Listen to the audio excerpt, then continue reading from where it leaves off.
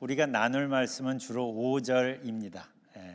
이제 다음 주면 시편 23편을 마무리하게 됩니다. 4절 5절 같이 읽겠습니다. 시작. 내가 사망의 음침한 골짜기를 다닐지라도 해를 두려워하지 않을 것은 주께서 나와 함께 하심이라. 주의 지팡이와 막대기가 나를 안위하시나이다.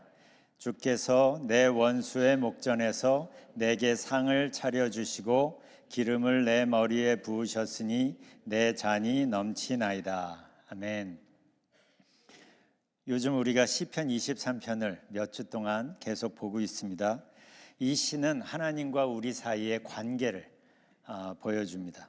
하나님께서 우리의 목자가 실제로 되실 때, 정말 하나님이 우리의 삶의 목자가 되실 때 그분의 선한 영향력은 우리 삶의 모든 부분에서 큰 변화를 만들게 되죠. 만들 수밖에 없죠. 그래서 다윗은 이렇게 말합니다. 여호와는 나의 목자시니 내게 부족함이 없으리로다. 왜냐하면 하나님은 아무것도 보이지 않는, 다윗의 눈에는 아무것도 보이지 않는 광야에서도 푸른 풀밭을 찾아 먹이시고 샘물을 만들어 마시게 하시기 때문이죠. 그리고 우리가 지쳤을 때 우리를 회복시키시고 참된 쉼을 주시는 목자이시기 때문이에요. 그래서 우리가 우리 목자를 아는 만큼, 그 목자를 온전히 신뢰하는 만큼 두려움을 이길 수가 있습니다. 하나님께서 함께 하시기 때문이에요. 두려워하지 말라, 내가 너와 함께 함이라 분명히 말씀하십니다. 두려워하지 말라, 내가 너와 함께 함이라.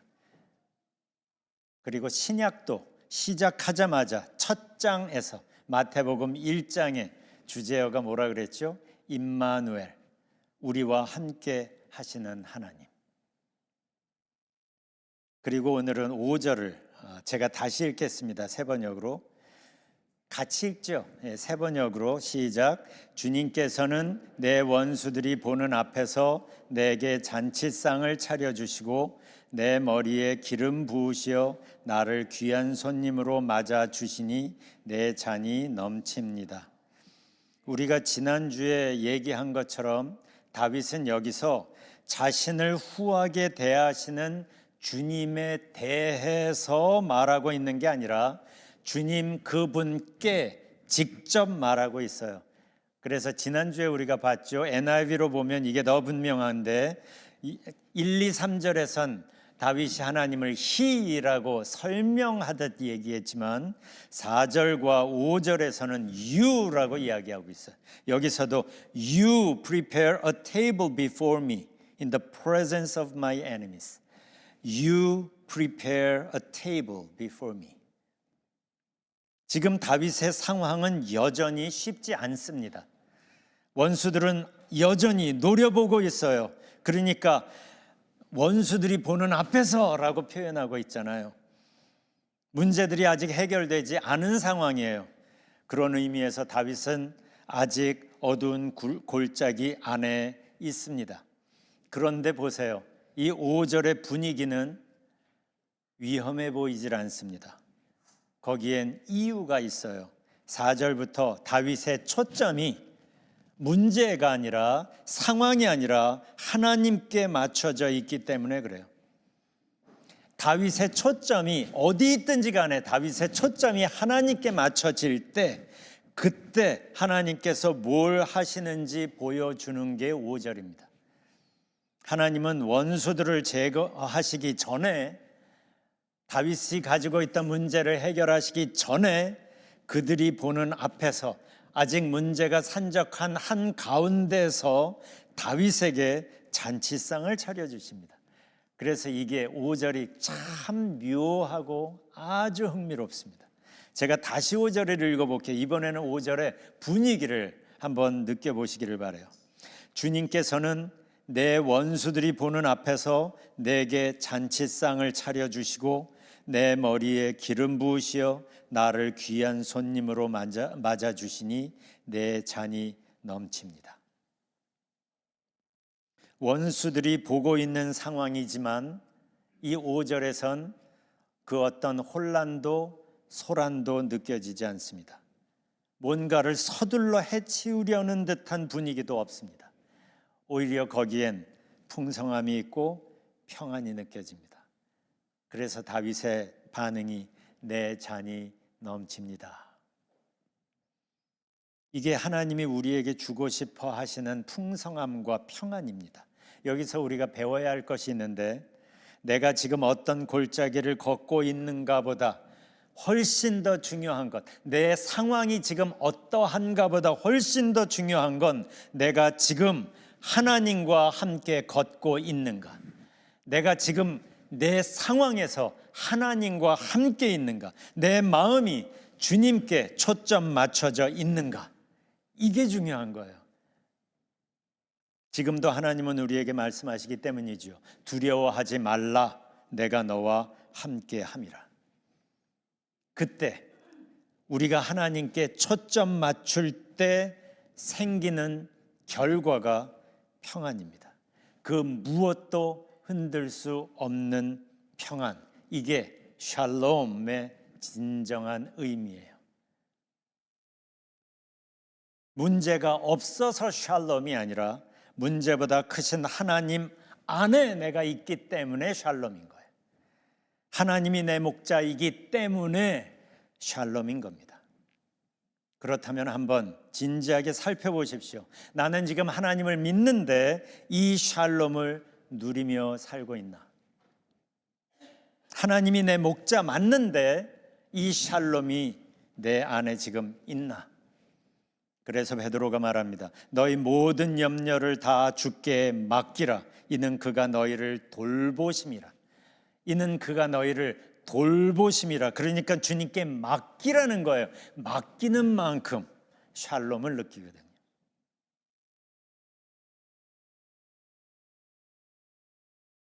너희 염려를 다 주께 맡기라. 이는 그가 너희를 돌보심이라. 살면서 우리는 인생의 어두운 골짜기를 지날 수 있죠. 우리를 힘들게 하는 어떤 사람들 때문에 미끄러지고 넘어질 수 있지요. 사랑의 하나님인데 왜 우리에게 이런 어려움을 주실까? 왜 이런 어려움을 우리가 겪게 그냥 두실까요? 그 의도, 그 이유를 우리가 4절, 5절에서 유추할 수 있어요. 그 어려움 때문에 죽을 것 같아서 하나님을 절박하게 찾게 되고, 그래서 하나님을 만나게 되고, 즉 1, 2, 3절에서 했던 그가라고 표현했던 그분이 이제는 내 삶 속에 오셔서 유가 되고, 결과적으로 하나님의 잔치상을 내가 경험하는 그 수준까지 성장할 수 있기 때문에 그런 거예요. 하나님은 우리를 성장시키려고, 성숙시키려고, 하나님께 더 깊게 뿌리 내리려고, 그래서 하나님께서 준비하신 것을 정말 귀하게 맛볼 수 있게 하기 위하여 때때로 우리에게 어려움을 허락하실 때가 있어요. 그러나 중요한 건 이겁니다. 어두운 골짜기를 걸을 때 우리 곁에 하나님께서 함께 걸으신다는 사실, 우리는 결코 혼자가 아니라는 사실. 그래서 다윗이 말합니다. 해를 두려워하지 않을 것은 주께서 나와 함께 하심이라. I will fear no evil, for you are with me. I will fear no evil, for you are with me.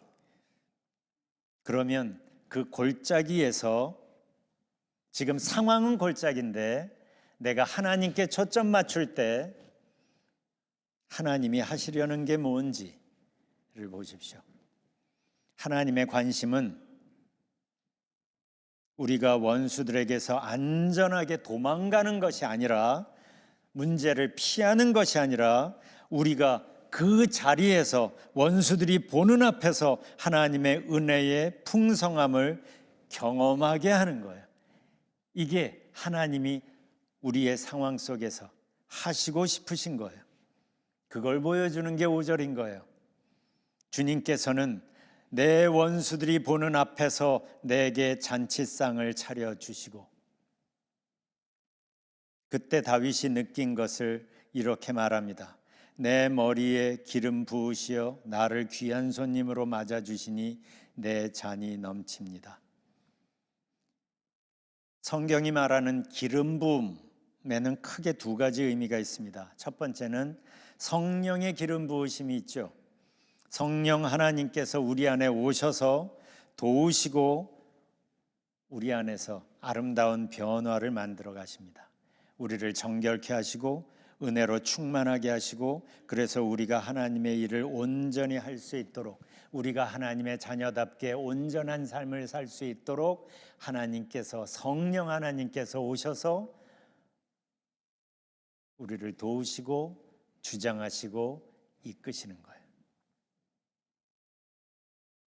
성경이 말하는 기름 부음의 또 다른 의미는 후한 환대입니다. Hospitality of love, 후한 환대. 오늘 본문에선 이 의미가 쓰였어요. 누군가가 나를 초대했어요. 그 집에 들어서는데 그 집 주인이 내 머리에 기름을 발라준다면, 지금은 깜짝 놀랄 일이지만 이스라엘 그 풍습에서는 나를 아주 귀한 손님으로 환영한다는 표현인 거예요. 그게 다윗이 5절에서도 하나님의 깊은 사랑의 환대, welcoming, hospitality를 느낀 거예요. 그래서 말하는 겁니다. 내 머리에 기름 부으시어 나를 귀한 손님으로 맞아 주시니, 새번역 성경엔 요거를 요 의미를 표현을 덧붙였어요. 나를 귀한 손님으로 맞아 주시니 내 잔이 넘칩니다. 저는 특히 마지막 표현이 참 좋습니다. 내 잔이 넘칩니다. 하나님이 나에게 딱 필요한 만큼만 주신 게 아니라 넘치게 주시는 거예요. 넘칩니다. 여기에서 하나님의 풍성하심이 느껴집니다. 하나님은 은혜를 넘치게 주시는 분이에요. 시편 103편 2절에서 보면 시편 기자가 스스로에게 말합니다. 내 영혼아 주님을 찬송하여라. 주님이 베푸신 모든 은혜를 잊지 말아라. 시편 116편에서는 내게 주신 모든 은혜를 내가 여호와께 무엇으로 보답할까? 예수님은 하나님의 넘치는 은혜를 오병이어 사건에서 12광주리로 보여주시죠. 배불리 먹고 남은 게 12광주리. 딱 맞게 주시는 분이 아니라 넘치도록 주시는 하나님이라는 거죠. 필요한 것보다 더 주시는 하나님. 그래서 바울은 심지어 감옥 안에서, 빌립보서에서 이렇게 말합니다. 배부를 때나 배고플 때나 넉넉할 때나 궁핍할 때나 어떤 형편에 처해서도 기뻐하고 즐거워합니다. 이 부분을, 이 12절을 NIV로 보면 아주 흥미로운 표현을 볼 수가 있어요. I've learned the secret of being content in any and every situation. I've learned the secret of being content라고 말합니다. In any and every situation. 깊은 내면의 만족을 누리는 비밀을 배웠다는 거예요. 어떤 상황에서도 깊은 내면의 만족을 누리는 비밀을 배웠다고 말합니다. 그 무엇도 방해할 수 없는, 지금 이 편지를 쓰는 게 감옥 아닌데 감옥이라는 그 너무 열악한 상황도 막지 못하는 그 터져나오는 기쁨, 만족, 그 비밀을 알고 있었던 거예요. 그러니까 그에게는 지금 어떤 상황에 있는가가 더 이상 중요하지 않았던 거예요. 어떤 상황에서도 내면의 만족을 누리는 비밀을 배웠기 때문에. 그 비밀이 뭡니까? 자기와 늘 함께 하시며 자기를 가슴 벅차게 만족하게 만드시는 분, 바로 예수 그리스도. 바울에게는 예수님이 이런 분이었던 거예요. 그러니까 지금까지 보물처럼 귀하게 여겼던 것들이 예수님을 알고 나니까 상대적으로 배설물 같이 되었다. 그게 별 볼 일 없다는 얘기가 아니라 예수님이 그렇게 귀한 인물 아는데 그분이 내 안에 계시고 나를 떠나지 아니하시고 24/7 늘 함께 하시고 나에게 기쁨을 주시고 만족을 주시고, 그래서 옥준서신인 그 빌립보서의 닉네임이 뭐예요? 기쁨의 편지예요. 우습죠? 그러나 그 이유를 알고 나면 하나도 우습지 않아요. 그럴 수밖에 없는 거예요. 그에게 그런 만족을 주는 그 만족의 비밀을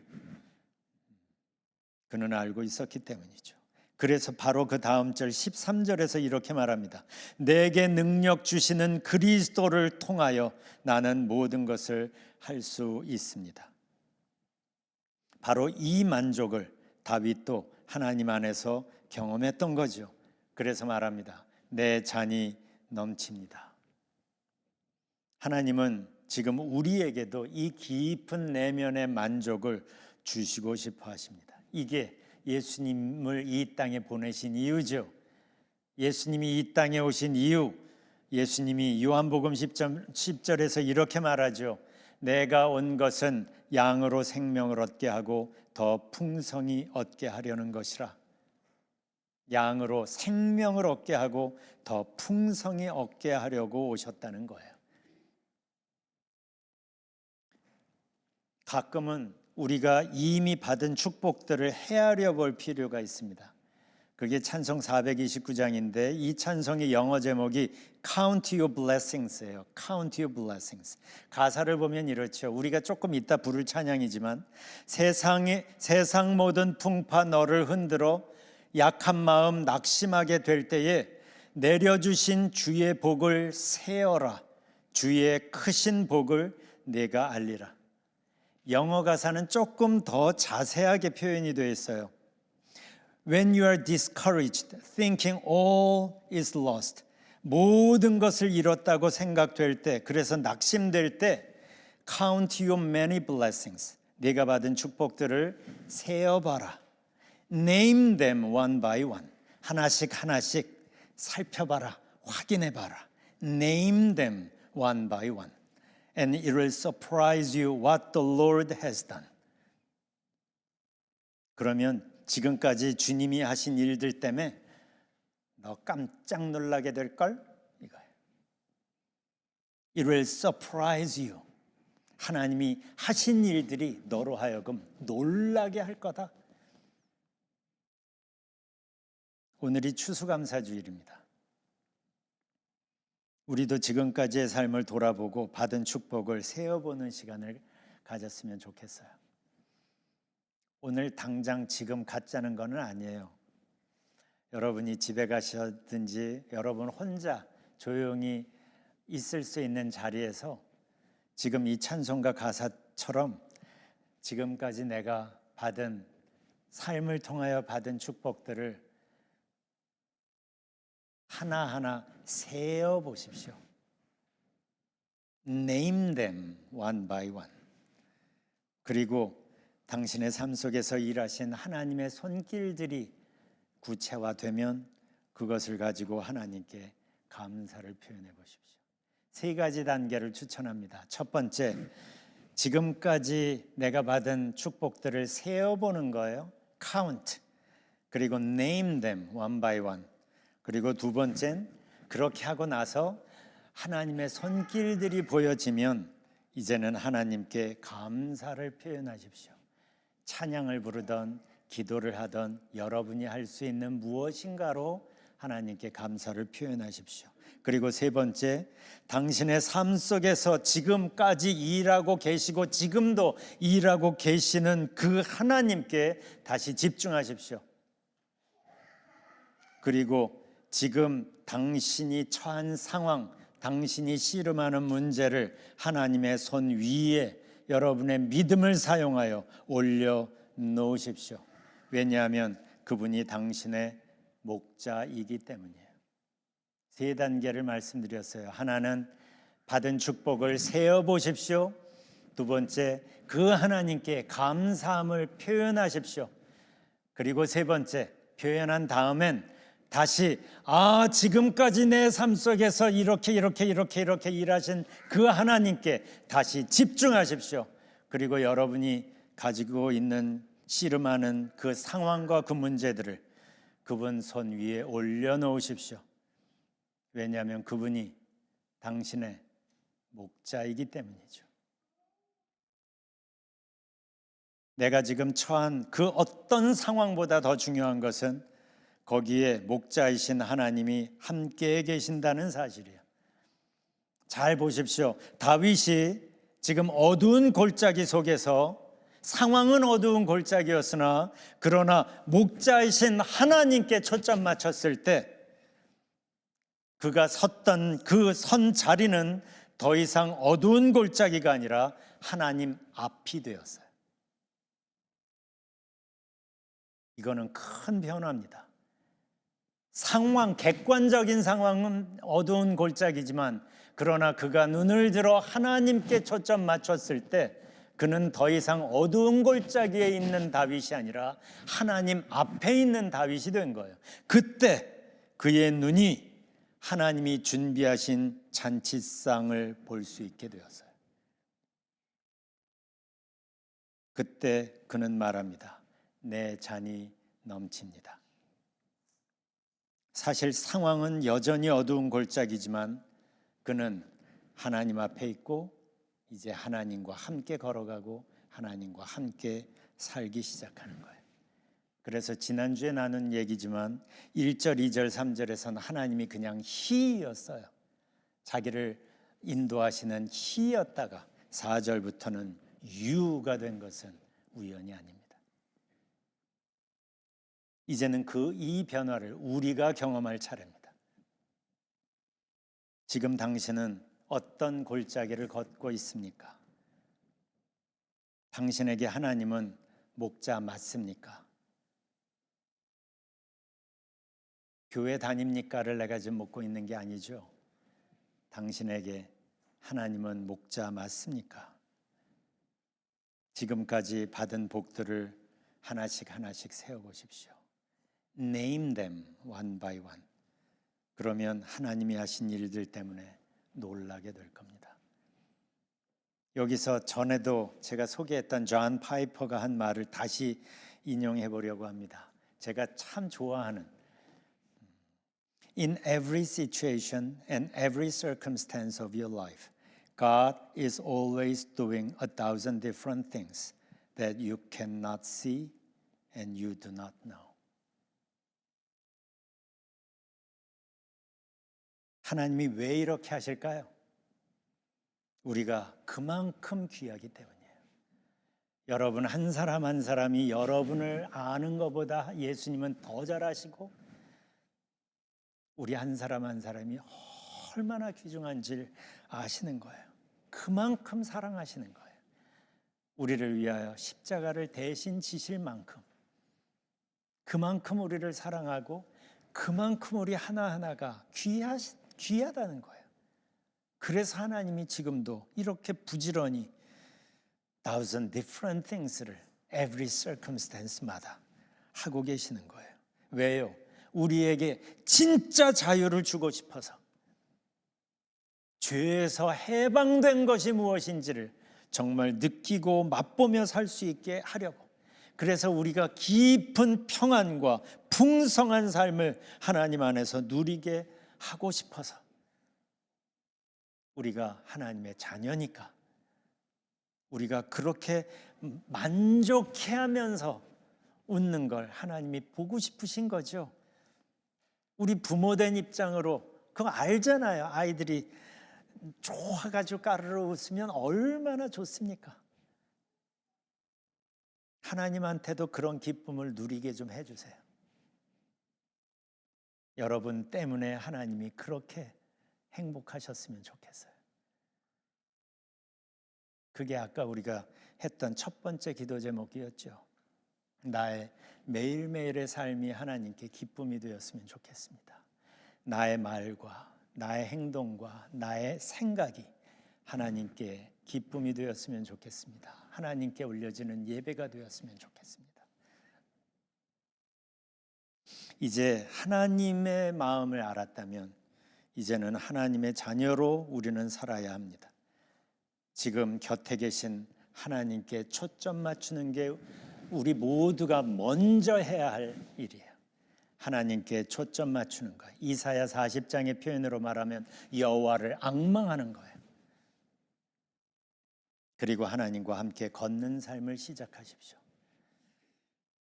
우리 삶이 그분의 은혜로 채워지게 될 때, 그때 우리도 배워가게 될 겁니다. The secret of being content. 어디서도 어느 상황에서도 깊은 내면의 만족을 누리는 비밀, 우리도 알게 될 겁니다. 그때 우리도 다윗처럼 말하게 될 겁니다. 내 잔이 넘치나이다. 이제 하나님의 임재 앞에서 시간을 좀 가져봅시다.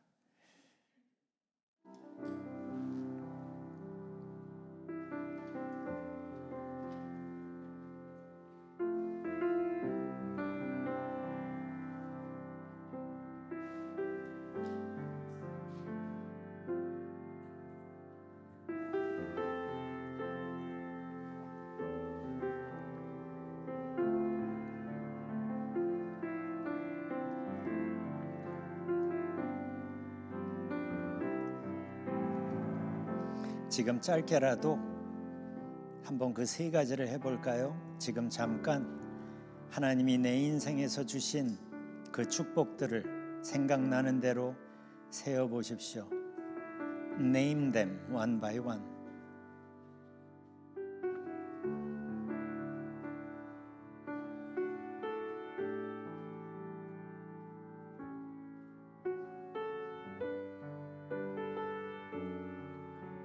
그리고 이제 하나님께 여러분의 마음을 표현해 보십시오. 하나님 감사합니다.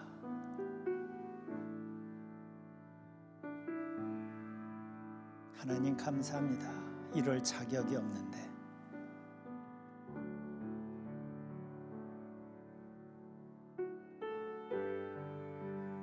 그리고 이제 세 번째, 그분께 다시 집중하십시오. 지금까지 여러분의 삶 속에서 일하신 그 하나님께 다시 집중하고 지금 여러분이 씨름하는 그 문제를 믿음을 사용하여 그분의 손에 올려놓으십시오. 맡기십시오. 왜냐하면 그분이 우리를 돌보고 계시기 때문이죠. 그분이 우리의 목자이시기 때문입니다. 맡기는 만큼 우리는 샬롬을 경험할 겁니다.